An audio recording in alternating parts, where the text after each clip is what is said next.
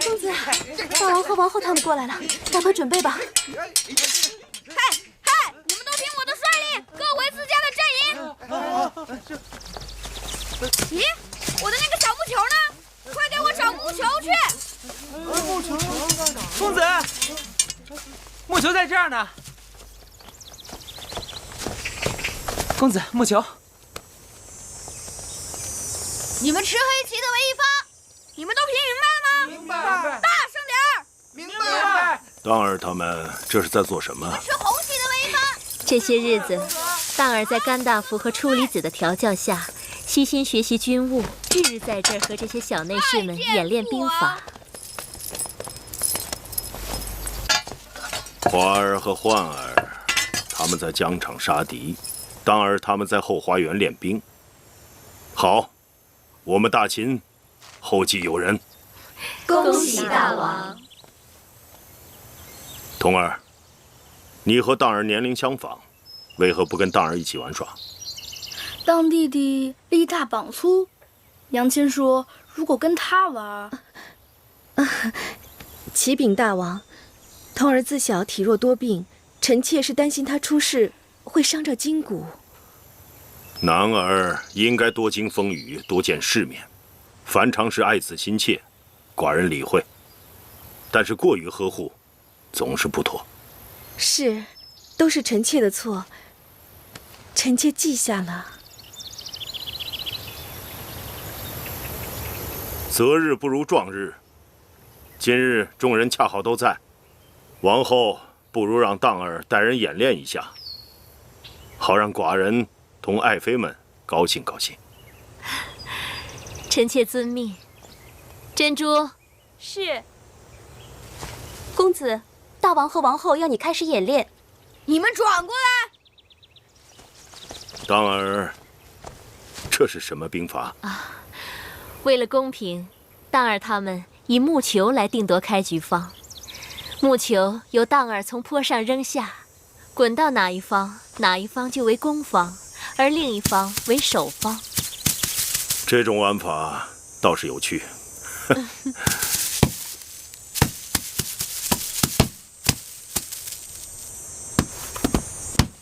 这木球没有滚下山坡，这算什么？这什么都不算吧？这个。这是怎么回事啊？那就重来一次吗？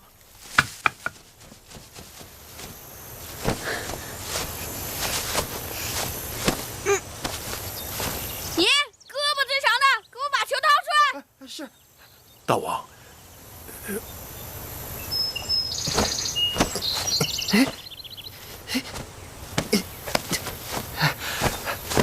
公子够不到啊！废物！这点事儿你都做不到，给我滚开！哎，你过来！当儿身上戾气太重。你们都给我过来！迎接把他挖出来，快点！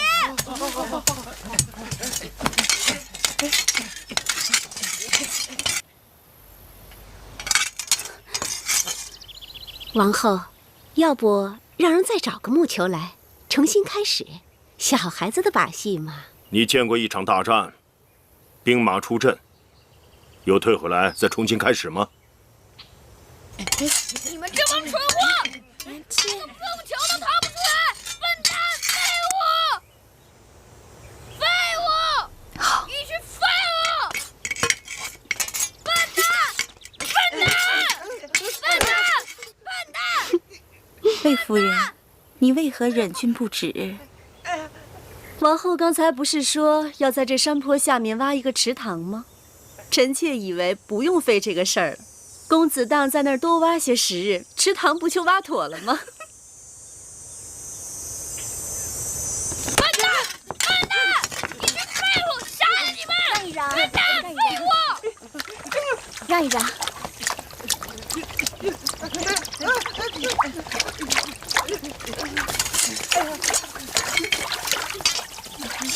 让一让！当哥哥，当哥哥，我来帮你。走开！我刚儿，既然继儿有了主意，你暂且让开。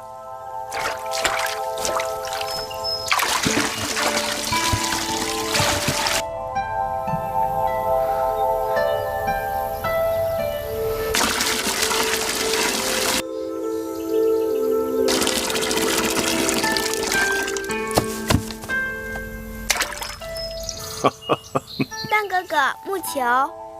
我不要，我不要！继儿，到父王这里来。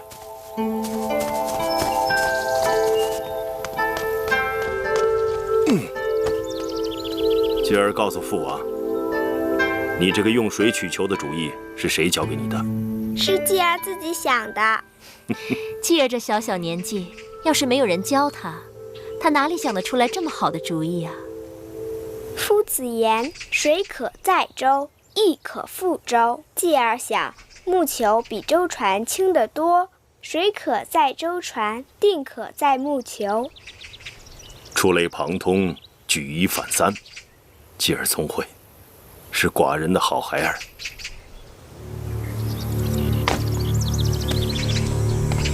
芈月，你这个当娘亲的，教孩儿教得很好。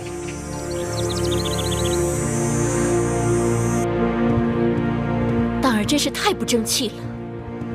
王后也怪不得公子，当时那么多人在那儿，谁又想出主意来了？难道那个嬴稷真的天赋异能，引物绝人？王后，先喝口茶吧。今日之事，王后不必过于烦恼。那个嬴稷才6岁，只能算是他运气好，让他给碰上罢了。先不说那木球，当儿当众随意打人，已让大王很不欢喜。平日咱们公子性子好着呢，那也是一时气急。早知如此，又是何苦？与甘大夫筹划多日，全为他人做嫁衣裳。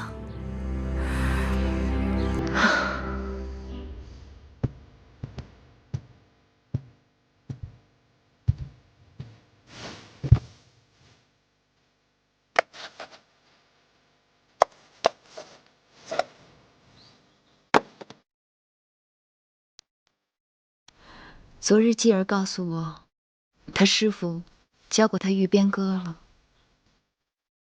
教继儿玉鞭歌，你就想起鞭子了？给我吧，都这么多年了，你已经用不着它了，还是我自己收着吧。葵婆婆，葵婆婆，继儿肚子饿了，有糕吃吗？有，婆婆刚刚做了桂花芡实糕，婆婆去给你拿。娘亲，去哪儿淘气了？看你一头的汗，慢慢喝，不着急。我跟师傅去骑马了，父王曾说，我若学会骑马，以后就让我跟他一起去打猎。学得怎么样？师傅都夸奖我了呢。真的？好继儿，才6岁就学会骑马了，比娘亲能干。这个是什么？这个是鞭子。比我骑马的鞭子要长许多。这是兵器，顶得上一把刀、一张弓、一支戈。继儿会唱玉鞭歌，娘亲会吗？白马金佩银鞍玉鞭，是娘亲的师傅教娘亲的吗？不是，是另外一个人教娘亲的。我听葵婆婆讲，娘亲用鞭子是天下第一，无人能比，连父王都要让你3分。葵婆婆言过其实了。娘亲教继儿用鞭子好不好？好啊，你看，鞭是一条绳，全靠缠得轻，使鞭时要收回如虫，放出如龙。甘大夫让你写一篇策论，有关蜀中治理的。这10几日过去了，你一字未写，整日与宫中那些有气力的内侍们比举石锁、耍刀枪，你是要气死你母后吗？上次甘大夫让孩儿谈霸业、论兵法，孩儿的功课都得到了甘大夫的夸赞。可那蜀中治理跟我有何干系？这篇策论还是让策士们去写吧。眼下蜀中之礼，是你父王心中的一件大事。你要想让你父王看重你，就该有些见地。替父王出谋划策的事儿都让我做了，那些朝廷的谋士将相还做什么啊？你这话要让你父王听见了，你……母后，孩儿累了，要回去睡会儿。王后不必太心急，公子年纪还小，这些道理要让他慢慢的明白。大王迟迟不立太子，当儿又如此不听话。本来大王好意，让当儿跟着甘大夫与处女子学习军务和政务，结果当儿只知道耍刀弄枪，一点书都读不进去。可毕竟公子是大王的嫡子，处女子也说过，大王是有意将咱们公子荡立为储君的。嫡子又如何？秦国历代也不都是嫡子继位，何况大王的念头时时会变，万一有人蛊惑大王，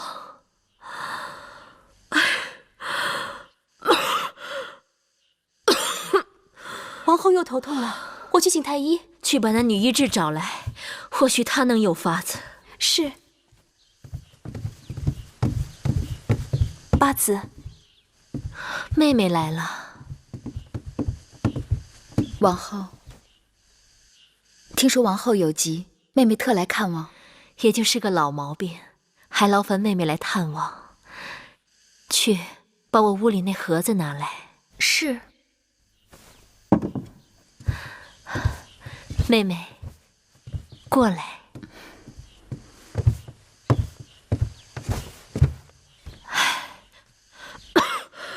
姐姐。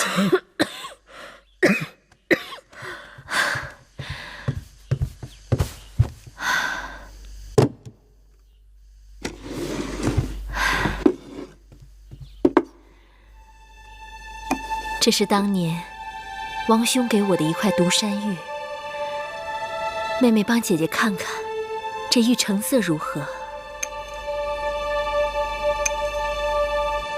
独山玉素来以色泽多彩而闻名，三朝以来都是王室所爱。姐姐这块玉璧晶莹剔透，色作芙蓉，实是不可多见。既然妹妹也说成色不错，那姐姐就将这玉转赠给你。姐姐这块玉太好了，给妹妹就糟蹋了。姐姐知道，妹妹这些年跟在大王身边，见过的宝贝不计其数，但这玉也是姐姐的一片心意。人养玉3年，玉养人一生，还望妹妹不要嫌弃。那妹妹就收下了。姐姐，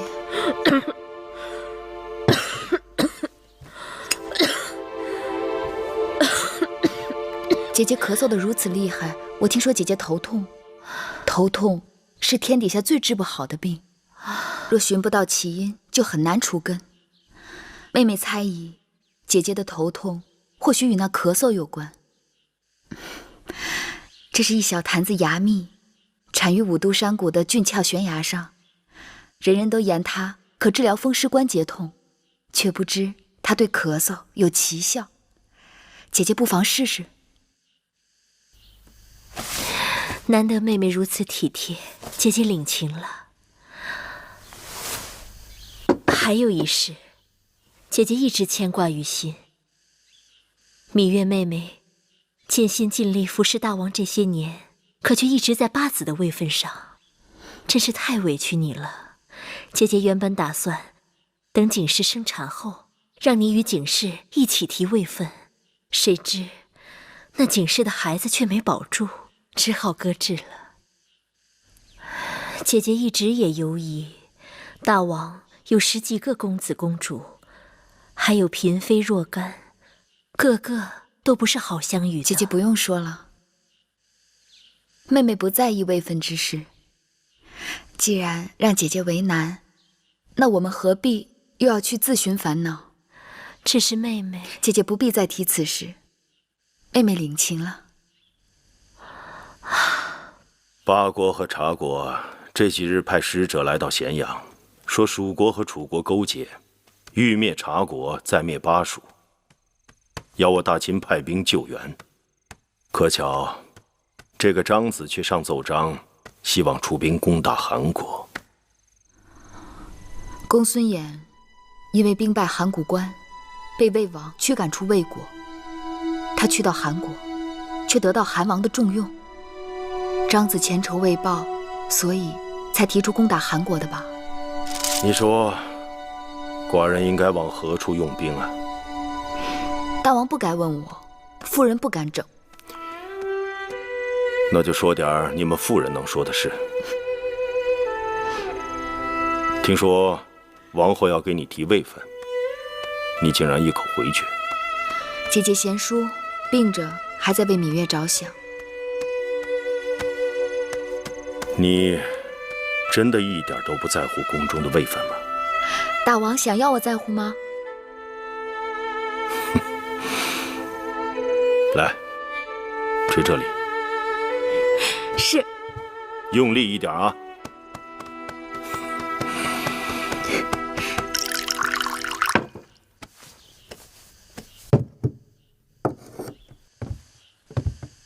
智姑姑的手最为灵验，只要智姑姑一来，我的头疼定能好许多。王后是用心太过，若能试掉心头重负，头疼该会不治而愈。一会儿奴婢给你开一种内服外敷的药，或许暂且可减缓王后的痛楚。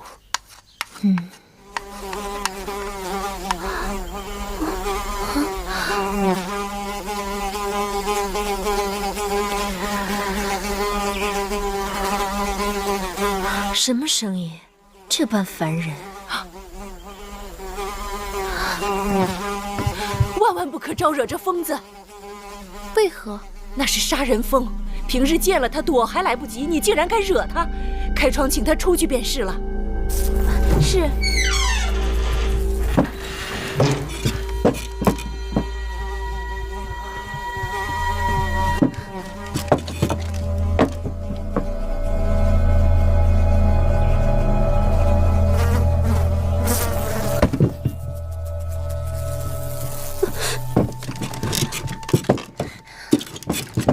姑姑这是在说笑吧？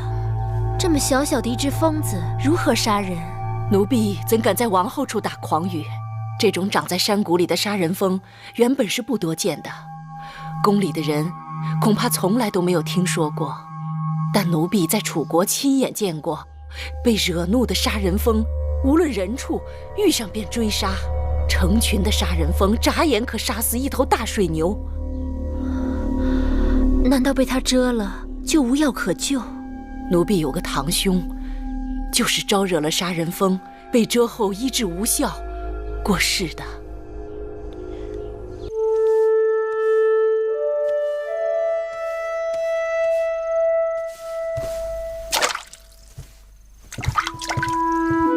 大王到！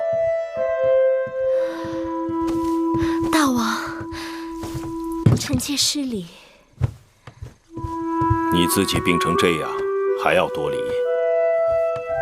太医和女医治为王后诊过脉了吗？诊过了，大王。看来他们不够用心，要不，王后怎么不见好呢？大王不必责怪他们，是臣妾自己的身子不争气。女医治对臣妾有几句话，臣妾思忖良久，觉得或说中症结。寡人愿闻其详。试掉心头重负，病症自然不治而愈。王后心头有何重负？当儿勇猛有余，智谋不够，且从小娇惯，是臣妾没有把他教导好，辜负了大王的殷切期望。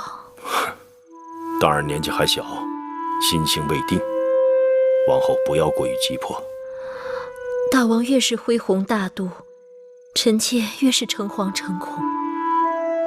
臣妾有一念头，不知当说不当说。但说无妨。臣妾与芈月是亲姐妹，嬴荡与嬴稷是亲兄弟。嬴荡好武，嬴稷喜文。若是让他们两兄弟经常在一起切磋，必定相互帮衬，互帮互长。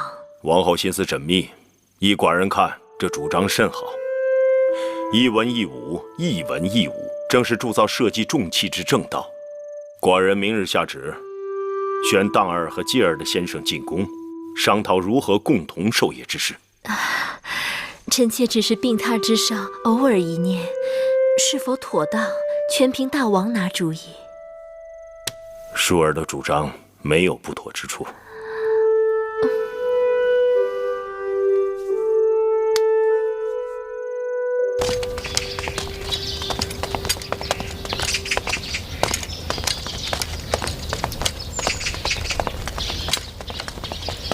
王叔、甘大夫安好。安好。二位公子安好。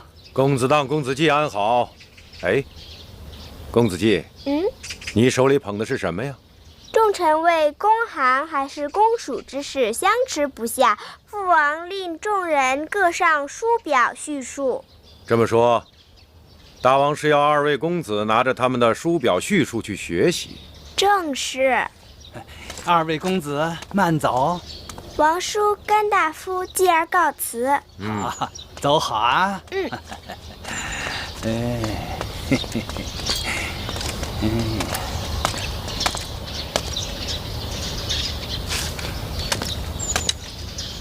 王后是想立公子荡为大秦王储，可为何又提议让公子季一同拜师学道？楚离子是怕公子季天赋异禀，再有芈月助阵，把公子荡比了下去。哼，你我调教公子荡数年，让一个6、7岁的小儿比下去，总是丢人。楚离子不用多虑，这宫里人们要提起此事，就说公子季是公子荡的小伴读。伴读？只有太子才有伴读。嫡公子当太子之前也可以有伴读。哎，这是不是伴读并不重要，重要的是人们心中的继承事实。这计谋不像是王后的心术，倒像是出自甘大夫的手笔。哼，楚离子过誉了。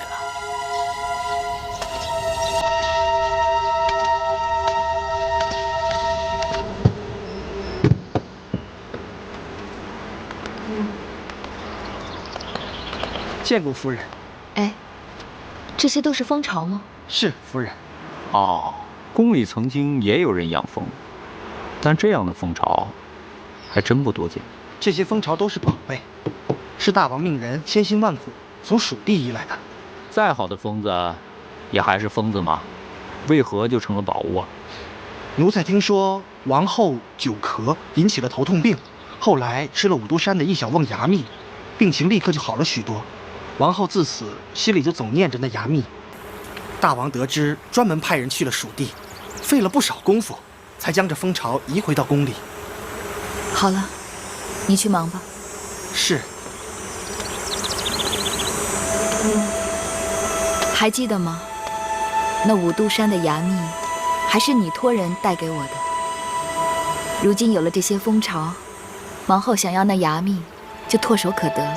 大王对王后还真是体贴啊。我若是告诉你，这些蜂巢是我请求大王派人去蜀地弄来的，你可相信？姐姐为何要为王后煞费苦心啊？这2年，看着继儿渐渐长大，我总会想起在楚国的那些日子，想起楚国的人和事。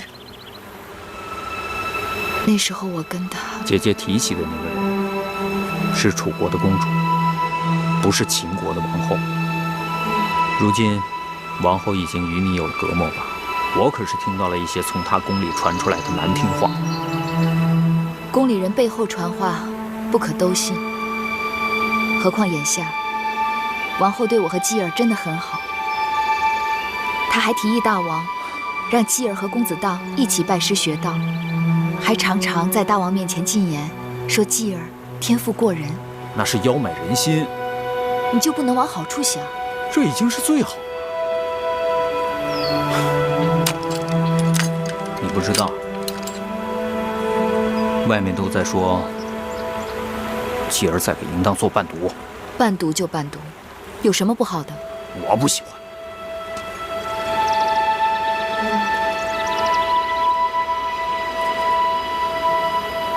哎呀，好了，小冉千里迢迢赶回来，也不是为了招惹姐姐生气的。太阳都偏西了，我也该出宫了。走吧，姐姐送送你。继儿，父王。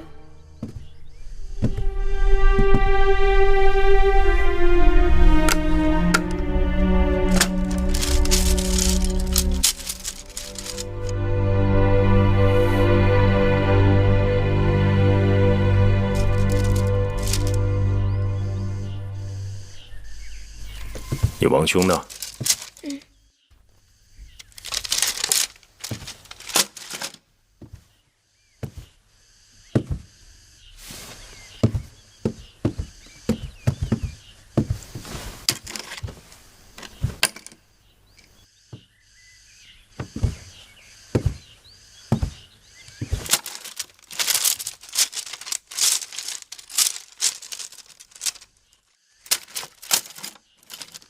哎，公子，慢点，公子，公子，快点！拜见大王，拜见父王。你这是到哪里去了？荡儿肚子不舒服，如厕去了。这是你的功课吗？这么一点小事都做得如此潦草，将来如何担当大任？儿臣该死。土地丈量、户籍登记，乃是国之命脉根本，你怎敢轻忽至此？你是寡人的儿子，不但要有无敌之勇力，更要有治国之本事。你看看继儿，他是你弟弟，年纪比你小，做事却用心竭力，一丝不苟。涂涂画画，打不得天下。先生每次让儿臣论兵法、论布阵，儿臣都是条理分明。论兵法振振有词，论政务笨嘴拙舌，习武厌文，你顶多只能做一介武夫罢了，如何担当大任？孩儿以为天下都要先打下来，才能谈及治理。你以为天下是野牛闯阵打下来的？打天下是要靠心思，而不是蛮力。是，儿臣知错了，儿臣这就去把先生的功课完成。记住，这不是先生的功课，是你自己的功课。是。起来吧。谢父王。身为嫡公子，应该为其他兄弟的表率。寡人像你这么大的时候，恨不得一日当2日用，哪像你这样。好了，先生给你们的功课，以后再说吧。今日父王要给你们一个新的功课，是攻城略地的事情。是。朝廷重臣为伐韩还是攻蜀，已费议了多日。你们都看过张国相和司马将军的书表叙述，各自回去好好想想他们的长短利弊。3日后，与父王讲述你们的主张。是。王后，您不必太担心公子，公子年纪还小，贪玩也是正常的。等公子长大了，自然就好了。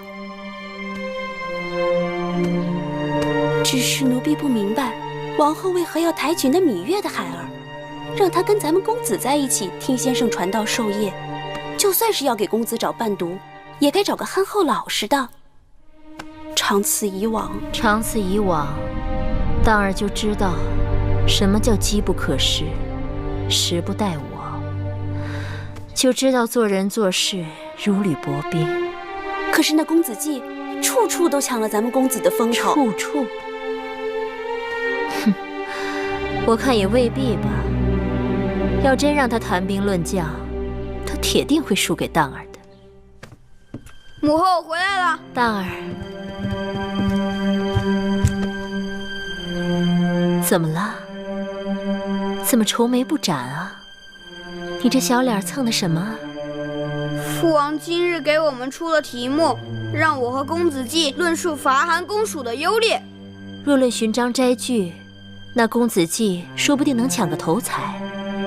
可论攻城略地，是当儿的擅长啊。话是这么说，但又不是真的带兵打仗，纸上谈兵，就连满朝文武都各说各的，孩儿怎能有十足的把握？你去请教你王叔和甘大夫，他们定能给你指点。对啊。哎，慢点儿！我不睡，我不睡。季儿该睡觉了。不是，我不睡。哎呀，好了好了，季儿，娘亲，这么晚了，怎么还不睡啊？继儿今日提出要跟我们辩韩与蜀，说若辩不赢他今日便不睡了。我们三人说，夏日莲花冬将雪，韩有韩的好处，蜀有蜀的悠长，用不着辩。他竟跟我们生气了。娘亲，继儿要跟婆婆他们辩韩与蜀，不是韩与蜀，是韩与蜀。哦，娘亲知道了。继儿是想辩秦国眼下是该攻韩还是伐蜀，对吗？这是父王留给我和当哥哥的功课。继儿不该为难婆婆他们，若要辩，该找侧室们去辩。娘亲明日带你去四方馆，好吗？好，太好了。今日晚了，继儿该睡了。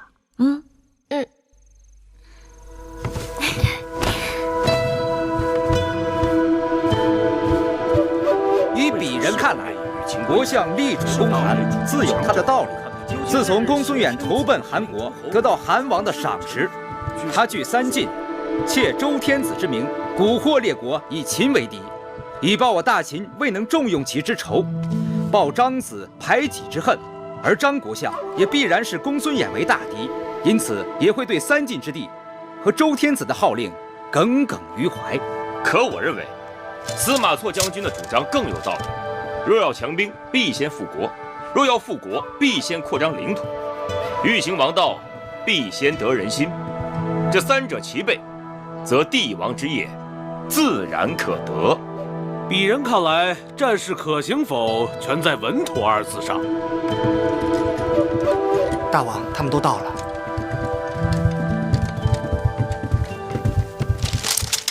拜见大王。免礼。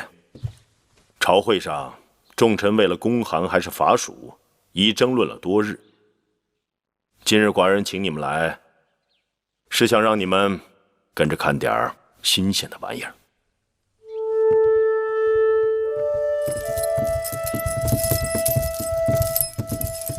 皇后，请稍等。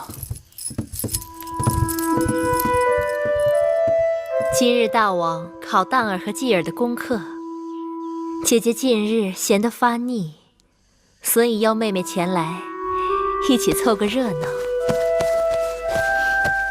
当儿有绝伦之力，高士之志，继儿只能以勤补拙。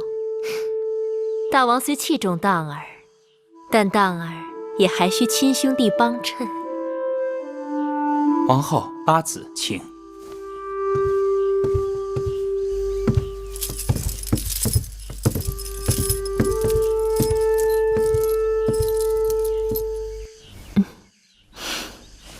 列国兴霸，我秦国若能挟羞于之战的余威攻韩国，韩国必没有余力和我们作对，占三川天险，挟天子以令诸侯。世人都可以看出，此举措有利于秦国的百年大计。父王，羞于之战，秦国自己损失了数万将士。因为打仗，秦国错过了农时，去年、今年的收成都不好，如何支撑来年的战事？所以才要打大仗，才要攻韩啊！这2年的收成，反正是注定损失了，就只能从战争中获得。与韩国交战，占领城池和土地，就能获得收成。若是能够挟持周天子，还能令各国上贡。万一败了，或者僵持不下，那秦国就没有退路了。我大秦威武之师，怎么可能败呢？僵持也不可能，定是一战而胜。胜败乃兵家常事，谁能保证每仗必胜？那公韩没有必胜把握，伐蜀就一定能赢吗？这么说，荡哥哥其实认为公韩、伐蜀都可以，能打赢谁就打谁。那是自然。哎，不对，我不是那个意思，父王。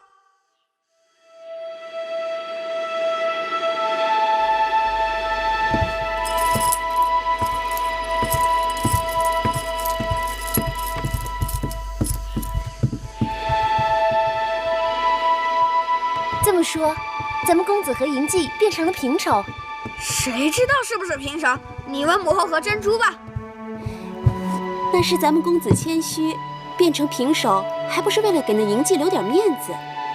这韩蜀之争，朝廷重臣都说不出个所以然来，变成平手就已经很好了。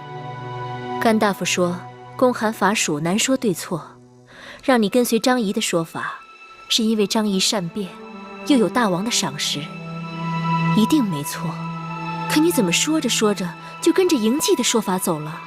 既然各有千秋，难说对错，那跟谁走还不一样？那你自己可有见地？我有什么见地？你们要我怎样我就怎样。好了，你也累了，去歇歇吧。这事还没有完，父王要我们过2日去四方馆。四方馆？那地方平日可是乱得很，大王怎会让你去那儿？四方馆近日开了新的赌局，侧室们都在下注，赌的是父王到底是公韩还是公蜀。父王要荡儿和公子季也去下注。大王大概是想试一试公子的运气。大王此举必有深意。不就是个竹签吗？荡儿，那小小竹签，你可千万不要轻易投出去。早投晚投，反正都要投出去。万万不可。那怎么办？我不能总在手里攥着吧？我寻思，朝堂上反对公蜀的人多，侧室们应该也是如此。最周全的办法只有一个，你先在边上细细看看别人投的是哪种签，跟着大多数人投，该是赢率高一些。孩儿知道了。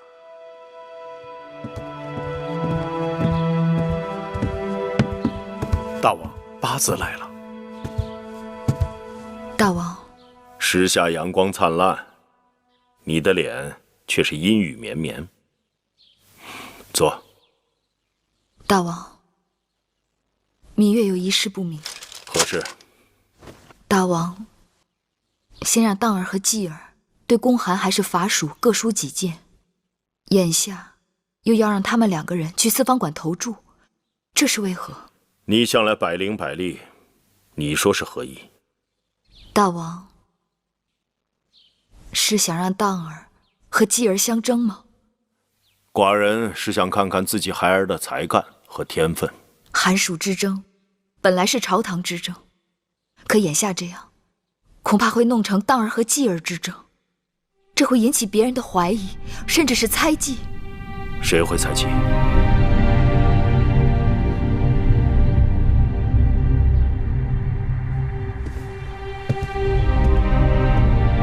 都下去吧。说吧，谁会猜忌？我怕会引起王后的猜忌。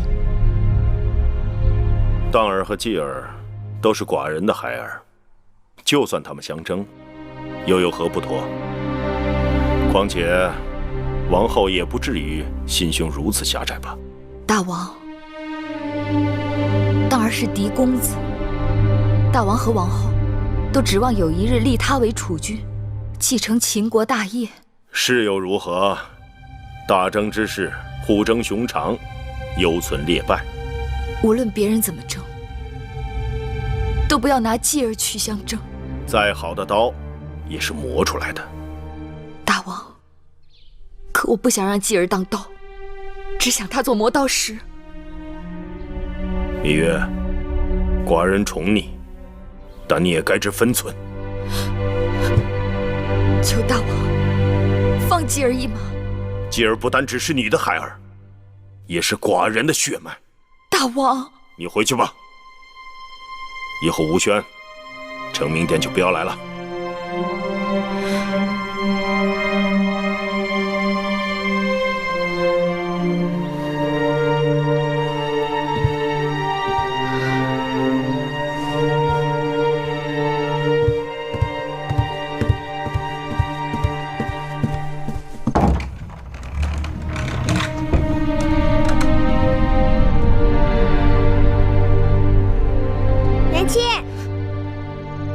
想什么呢？娘亲在想继儿。在想继儿的什么？在想继儿的将来，想继儿会成为一个什么样的人。继儿知道自己将来会成为一个什么样的人。像娘亲一样的人。继儿为何不说要成为父王那样的人？你父王可是大英雄。先做像娘亲一样的好人，再做像父王那样的大英雄。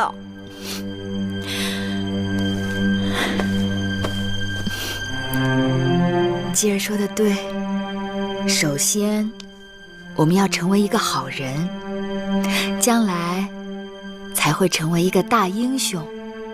明日继儿要和荡哥哥一起去四方馆下注，娘亲有什么要嘱咐继儿的？无论别人怎样，继儿只要用自己的心去下注，就不会错。继儿知道了。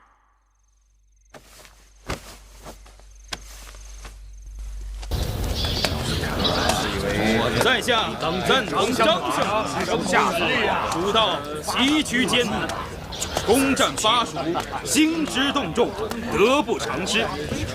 在下主张公函，这公函可以走3步棋。一会儿再聊。愿闻其详。这张相第1步就是亲善卫哟，雍公子。张相今日好清闲呐！环山当清闲时则清闲啊！张相心系公函大事，到这四方馆来，难道也是来下注的？我是来看别人下注的。何人下注能让张相如此挂心？一会儿你就知道了。破旗交出，象征王权的9鼎武器。张相觉得大王究竟何时才能决断公函还是法属？而挟天子以令诸侯，成快了，快了！你如何算得快？我土地偏远，劳师乏众，不足以成威名。我会掐算。得厚利，而创建王业的关键之地在山川。我要等着人来了。法属离成功之业太远，不宜适用。来，公函，法属自取其辱，公函得不偿失。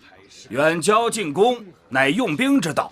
公函必定要成为我大秦国策，当然是要公函了。挟持天子，乃是犯天下之大不为也。二位公子，等一会儿啊。就秦国而言，眼下并不具备号令诸侯的实力，是不是？法属，哼，3家分晋，田氏代齐，天下早已经礼崩乐坏，周天子还算个屁！公子，拿着，人皆知公函之力，这是你们投注的竹签。且听我说，二位公子不必太拘束啊，可以四处走走看看。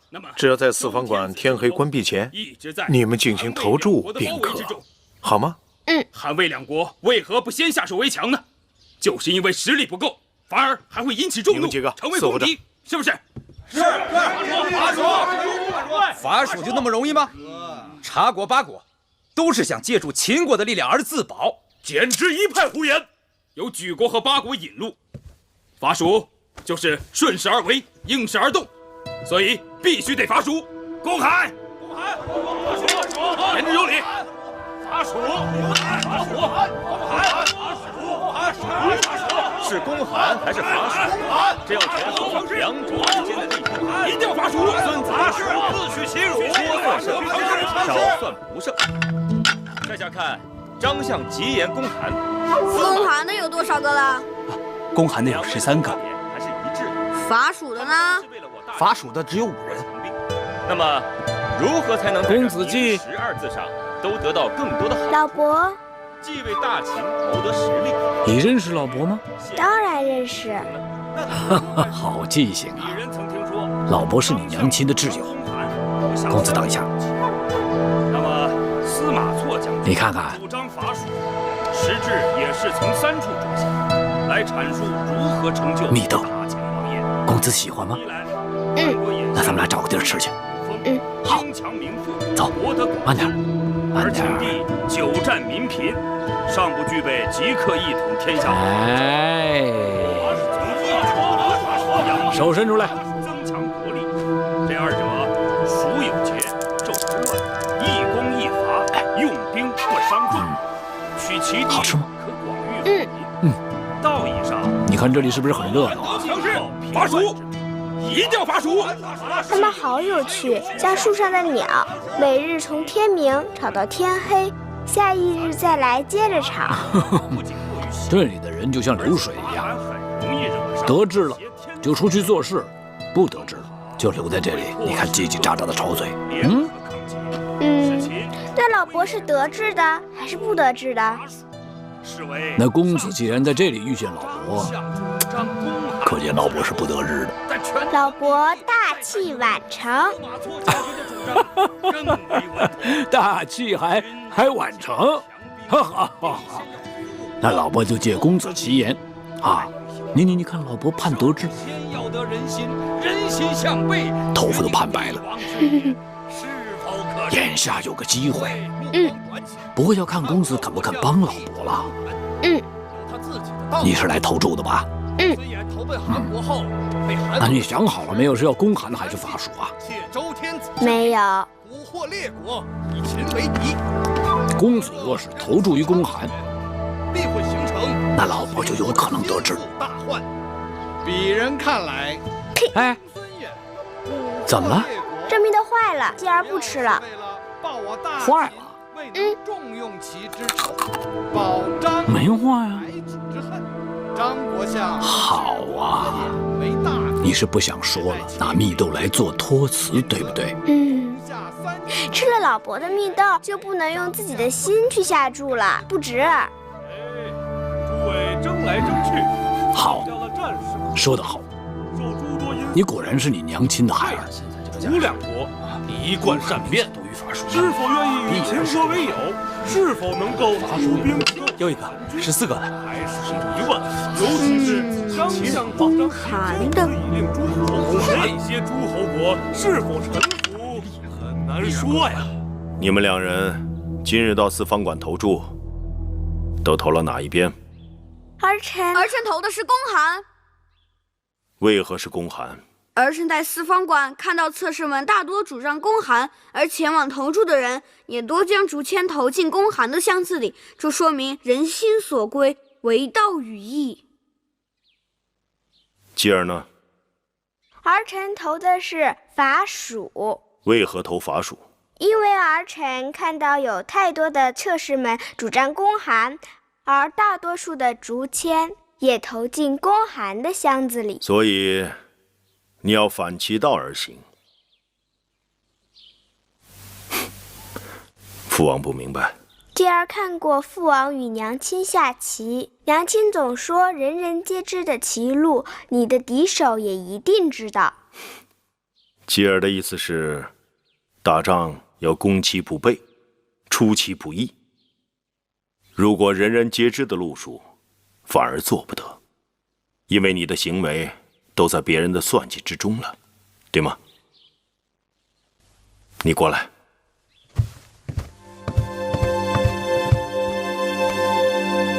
你刚才说的那些话，是谁人教你的？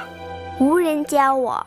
不是你娘亲让你这么说的吗？不是，娘亲说让我用自己的心去下注。反其道而行，初离子说，大王还夸那嬴稷说的有道理。啊，甘大夫让奴婢告诉王后，不必过于担心。就算那嬴稷的话正对了大王的心思，并不代表此事可行。蜀道艰难，金汤地险，要不然这么多年来，秦楚两国虎视眈眈，却奈何不了巴蜀，就是这个原因。此番巴蜀相争，巴国主动邀请秦国入蜀，的确是个攻蜀的千载难逢之好机会。尽管有巴人引路，走得通走不通还是个疑问，说不定大王就会知难而退。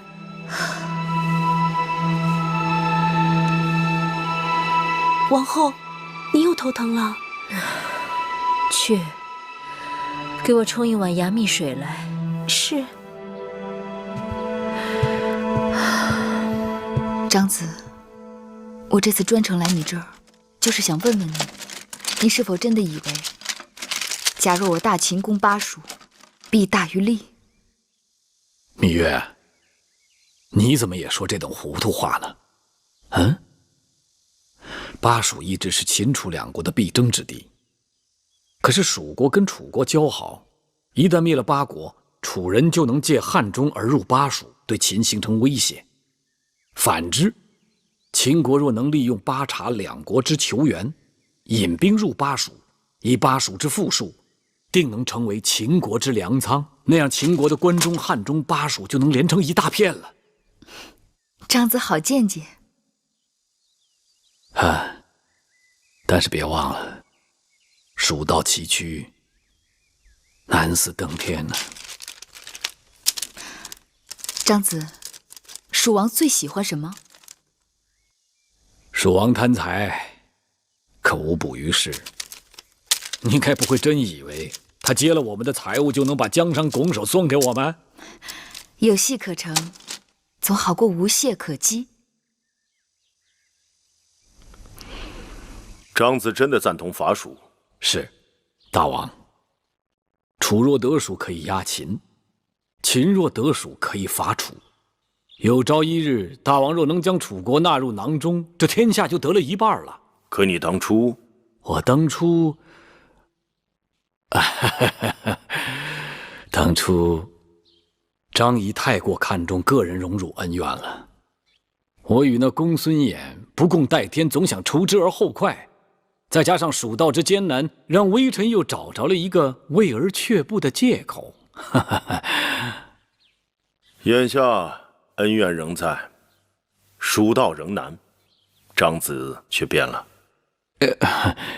张仪私心再重，他也重不过大秦的江山社稷。况且微臣已经找到了将蜀道变得容易的计谋了。何计？老子曾曰：“将欲废之，必固兴之；将欲夺之，必固与之。要得蜀国，大王必先给予之。”给予？给予什么？那蜀王贪财，大王可先给予他财物啊。怎么给予？大王是否听过这样一个故事啊？晋国的智伯欲伐仇尤国，可是仇尤国山高路险，于是智伯就命人铸造了2口大钟，再以广车赠与仇尤国。这仇尤国想将这2口大钟搬运回自己的宗庙，于是只能派人移山填水，专门修建了一条大路。好计，好计！张子不愧为寡人的智囊。把穆监给我叫来。是。大王是否想知道实情啊？有何实情？这骗蜀王如何过蜀道的主意出自张仪，但大王还当酬谢一个人。那是何人？芈八子。是芈八子小以大义，点通了微臣的心智。芈月，说来惭愧啊，张仪身为国相，有时竟然不如大王身边之女子。芈月并非寻常女子，这话寡人早在心头已经说过。可惜，他不是男人。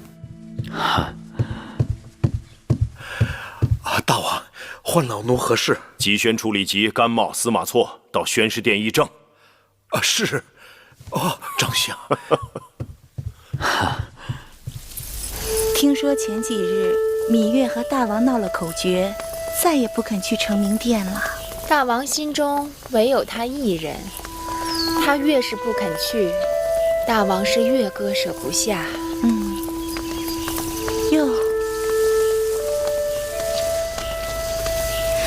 唐夫人、魏良人、八子，这几日我和唐夫人为了这池塘的事情绞尽脑汁，实在计穷，才请你出山。这池塘如果开在这儿，傍山依树，小径通幽，十分雅致。可我担心把莲荷种到这儿会枯萎，这可怎么办？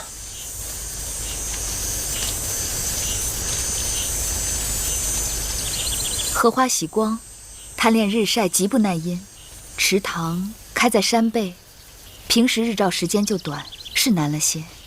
不过，这池塘虽在山背，但这小山走向本来就是东高西低，可将这边的树木伐掉些，让早晨的日光照到池塘，莲荷必可受益。把这边的树木伐掉，岂不显得残缺破败？哎呀，我正为了这山坡景致过于荒凉而发愁呢。不如借机修一条小径盘上山坡，再在山坡上修一处凉亭。这上有凉亭，下有荷塘，还多了一景。太好了，可谓一箭双雕呢。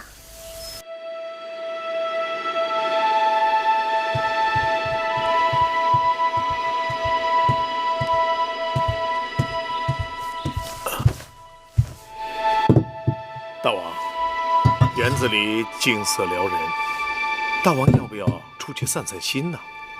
不去了。那园子陈年旧景，没什么情趣。魏良人、唐夫人还有芈八子，正商量着凿山开渠、引水建亭呢。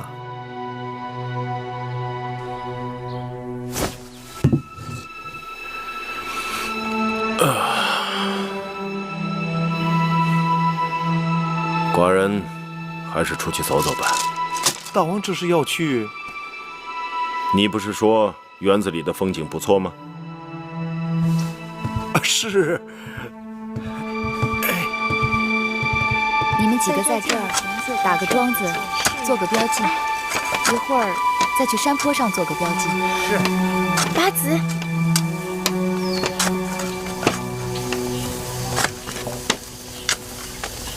拜见大王。免礼。听说为了这个园子，你们几个用心得很，亲力亲为，不容易啊。臣妾愚钝，不能在国事上为大王分忧，只好做些侍弄木头泥瓦的小事。苦心经营，单丝节律，花的心思都是一样的。大王过誉。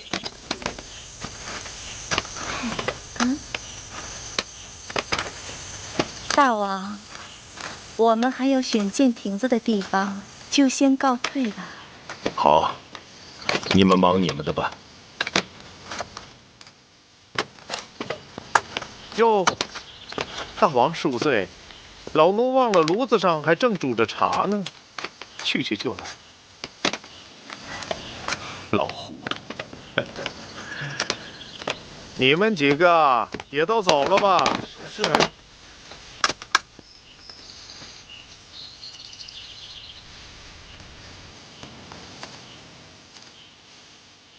你往日见了寡人喋喋不休，为何今日默不作声啊？芈月怕言语有失，冲撞了大王，还顶罪。这些日子你一次都不来成明殿，原来是一头钻进这山水中了。大王，先别说自己的委屈，朝中重臣公韩伐蜀之争，已经演变成了义气之争，臣子之间因此有了嫌隙。很难再商议下去。我让2个孩儿以此为题目争论，童言无忌，大家都是旁听客，反而容易明了两方各自的主张，利弊就越辩越清楚。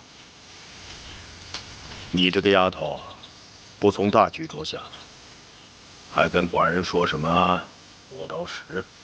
原来如此，芈月懂了。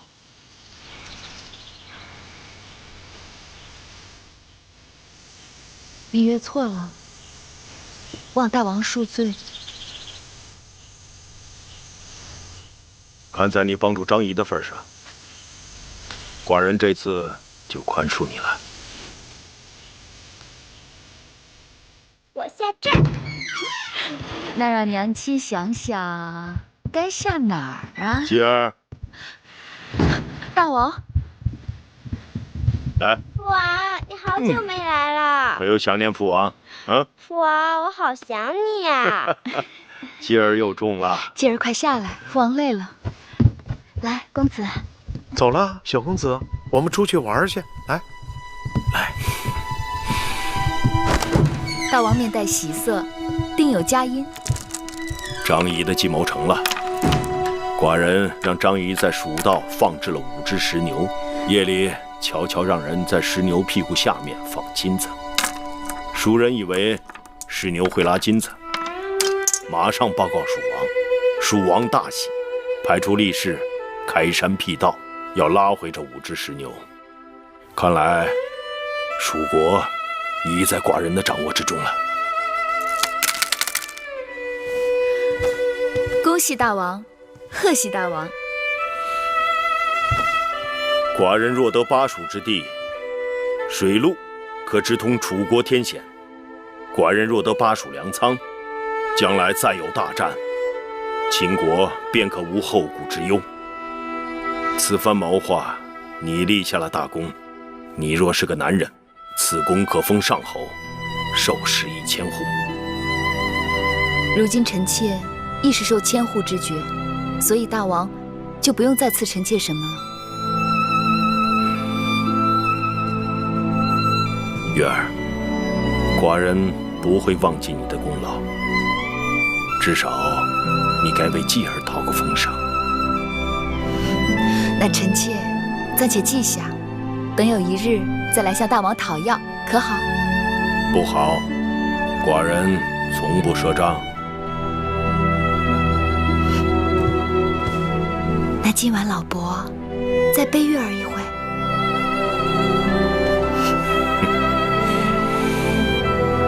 好。捷报！捷报！捷报！捷报！捷报！公元前315年，秦军借道巴国，占领成都，蜀国灭亡。又借茶国与巴国劳军之机，一举灭亡了巴国和茶国，尽收巴蜀之地。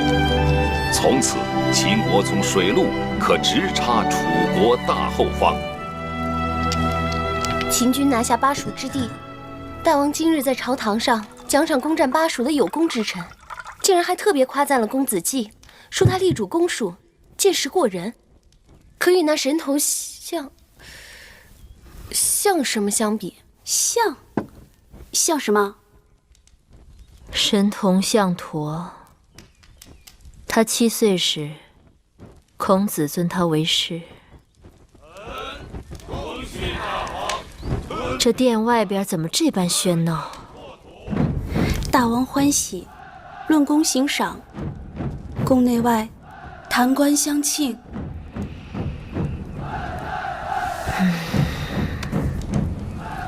吵得我头疼。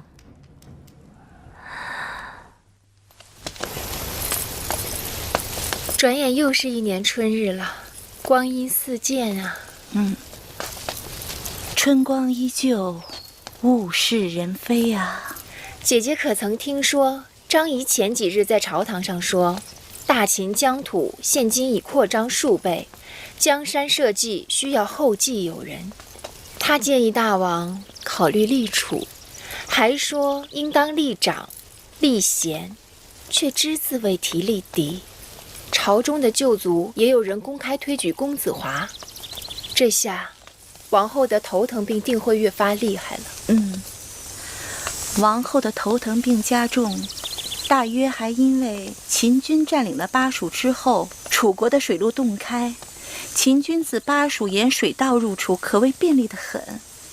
他的王兄啊，又要来信骂人了。小心点，别弄洒了。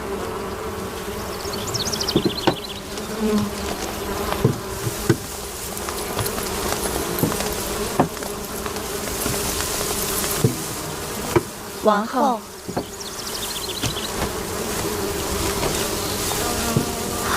唐夫人，魏良人。王后好兴致啊！过去只知道蜂蜜甘甜，殊不知这一点一滴的蜜糖竟来得如此不易。好在这园子里，一年四季花儿朵儿开得到处都是，疯子们也不缺食。王后当心，这些疯子与内侍们相处惯了，熟知了他们的气味，倒也没事。但若是陌生人，他们会毫不客气。唐姐姐，我们也要离远些为好。姐姐放心，我来之前一定是洗干净了胭脂水粉。要真是被这疯子蛰了，的确是件麻烦事。如此，王后以后就不要到这里来了。姐姐们有所不知，我这头疼病一犯起来，半条命都没了。前一年开始喝牙蜜，说是有效，可也时好时坏的。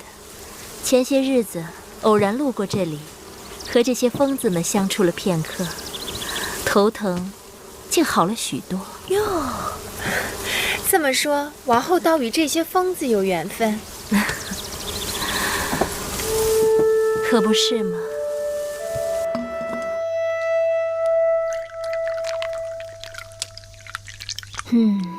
色泽如金，澄清透明，芬芳诱人，果真是好啊。你去让人再打2罐，给魏良人和唐夫人送过去。是。母后，蛋儿回来了，继儿也来了。拜见母后。别拘着，过来，让母后好好看看你。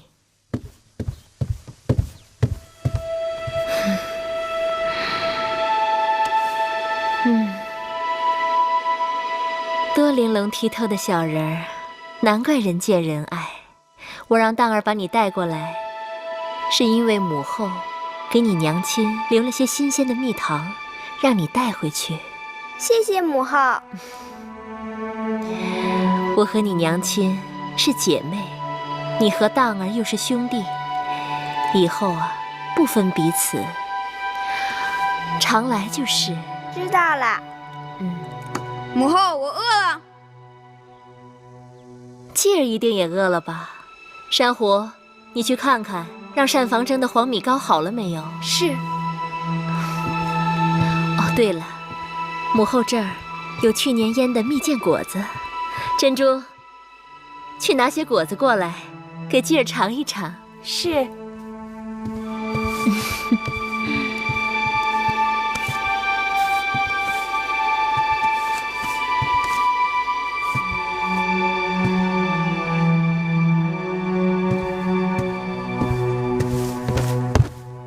都这个时辰了，继儿怎么还不回来？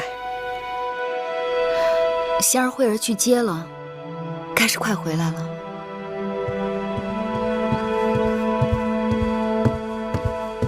继儿呢？公子被公子当带到王后处去了，王后说要留他用晚膳，我也不好推辞，就只好让慧儿在那等着。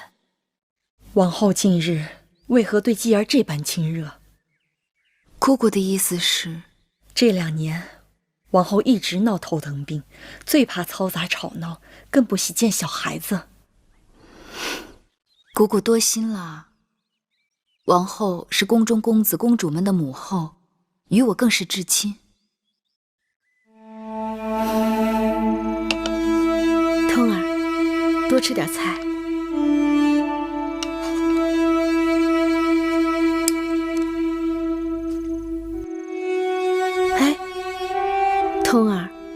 你又去哪里淘气了？怎么把衣服都给弄破了？你也是10多岁的人了，怎么还这样憨皮？娘亲不求别的，只希望你跟着先生好好读书，等有一日宗室分封，娘亲也能跟着你出头。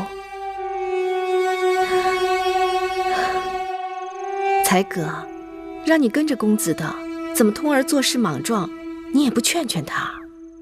夫人不知，是那个公子荡，他总是跟咱们公子过不去，每每见了公子，他都挑衅追打。今日也是因为他，公子才摔了一跤，刮破衣裳的。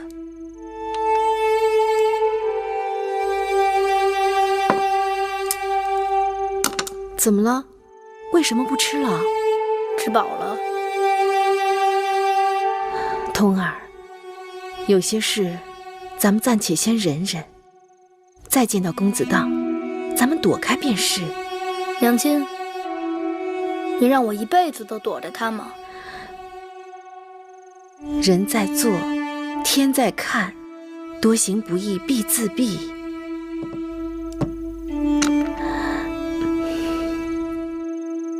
啊，对了，通儿，娘亲前些日子亲自酿了些桂花米酒，今日拿出来一尝，香甜如蜜。才哥，快去给通儿倒一小碗来。是。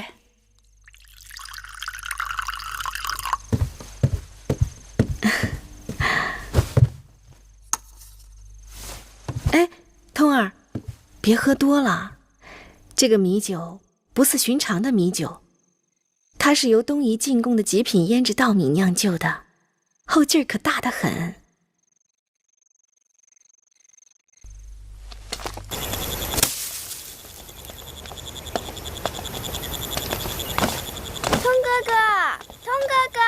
公子慢点儿。汤哥哥，哎，七弟弟，你怎么来了？好久不见。吉儿一直想来找哥哥玩，只是每日功课太多，总是不得空。这2日先生病了，我才能出来玩。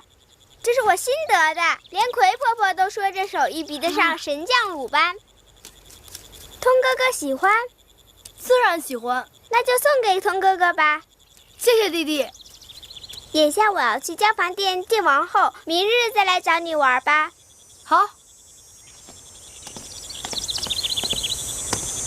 咱们去抓蛐蛐吧。走。东西都对吗？这东西是我托行当里的高手弄到的，绝无差错，不信你可以验货。好了好了，快把筐子盖好，真要飞出来，还不知道害死的是谁。把这东西好生放到事前说好的地方，切不可有差池。姑姑放心，退下吧。